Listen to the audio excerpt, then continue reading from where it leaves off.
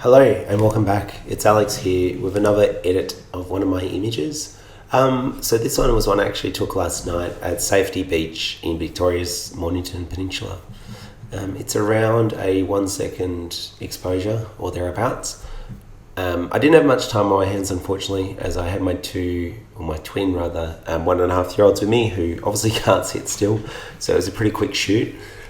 In terms of equipment used, it was a Nikon D850 or Nikon, as some people say, depending on where you are in the world. A Nikon ultra-wide-angle lens and a tripod, so no filters were used here. I didn't actually need to use them because the highlight was pretty well controlled. Generally you use graduated neutral density filters to try hold back the sky, but in this case I had a pretty well exposed scene. Where my highlights aren't overexposing. If I just turn on highlight clipping, so there's none, and the same with the shadows too, just some very subtle clipping in the shadows.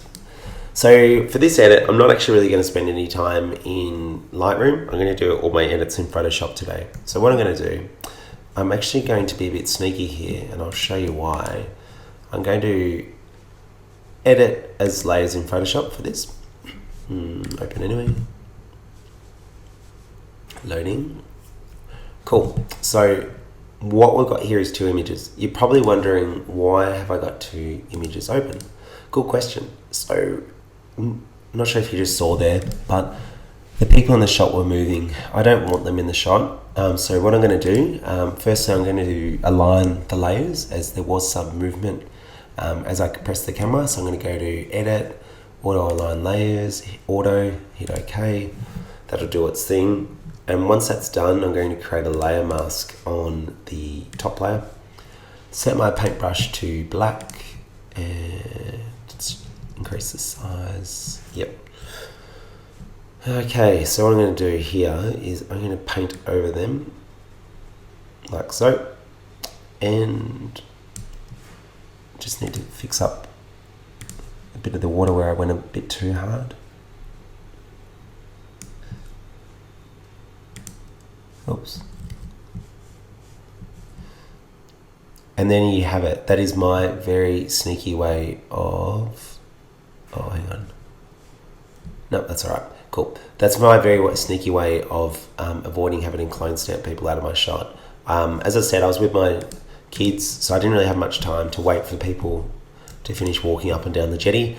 So with that in mind, I quickly just took a couple of frames and merged them in Photoshop later.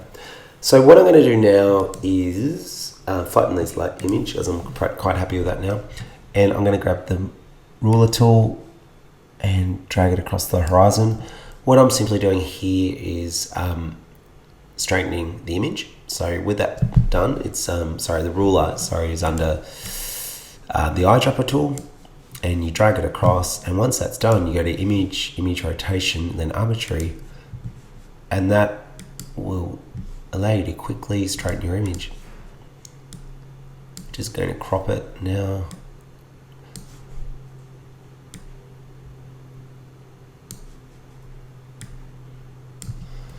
And we're done. Oh, my alarm. Oh, that was a terrible crop too.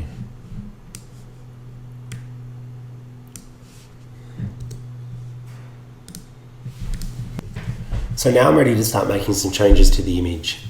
Sorry. I generally like to use TK luminosity masks, when editing my images. This is great as it allows you to make very selective changes to parts of the image depending on what part it is you're looking to change. So as an example, today I'm going to make some very brief changes to the highlights. So I'm going to create a highlights mask, and I will change the highlights with the levels, and this allows me to be very selective with what part of the image my levels are being applied to. So it's pretty neat. I'm now going to do the same with the shadows. So I just want to bring out the dynamic range a bit in the jetty. So I'm just going to give them a little boost. Yep. One thing I'd also like to just play around with quickly is adding some warmth to my highlights.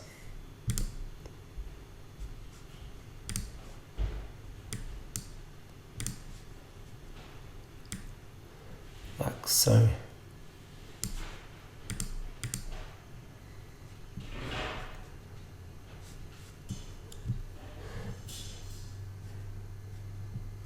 Next on the list is to add an autumn effect, so I'm going to select my lights, go to Smart Autumn. This is obviously within TK Actions.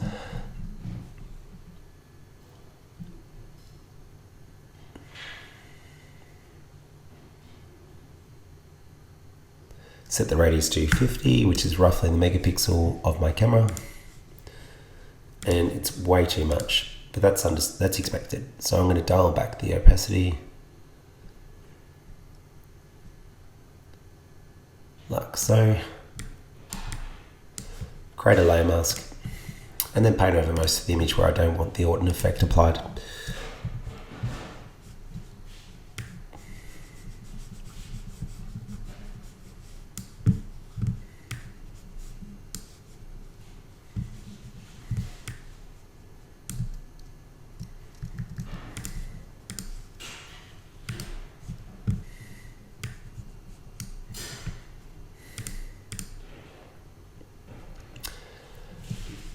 And next on my list is something I learned from Matt Donovan / It's Worth a Shot on his YouTube channel.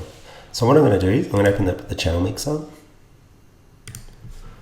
increase the blue channel to plus 120 and decrease this by the red by minus 10 and the green minus 10. And for the green, change the green to 120, reduce the others by 10 each. And then the same for the red channel, 120 again. For the main primary channel, decrease the others by minus 10. This is really cool. It just gives you some really nice vibrant color to your image, like so.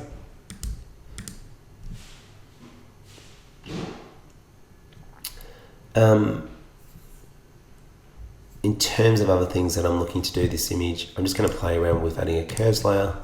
Generally, I like to give the midtones a bit of a increase and just giving the shadows a bit of a decrease.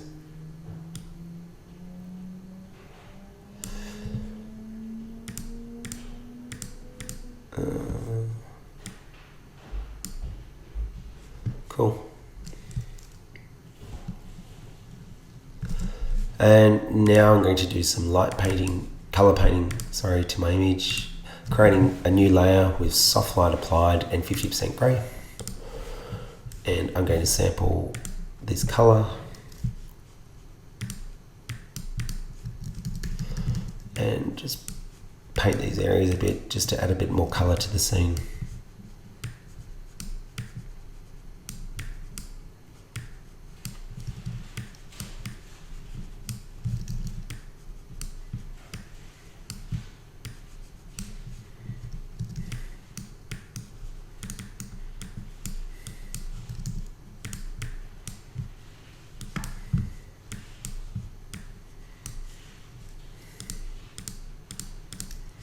Cool. No, it doesn't need to go on the jetty actually.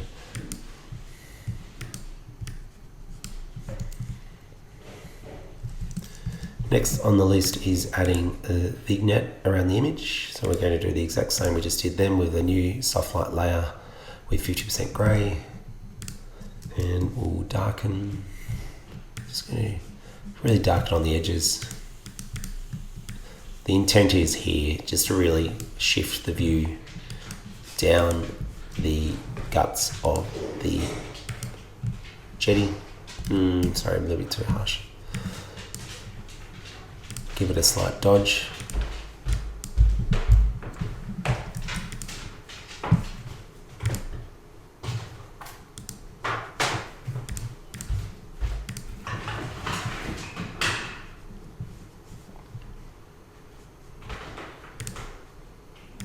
And now I'm going to give the saturation a nudge.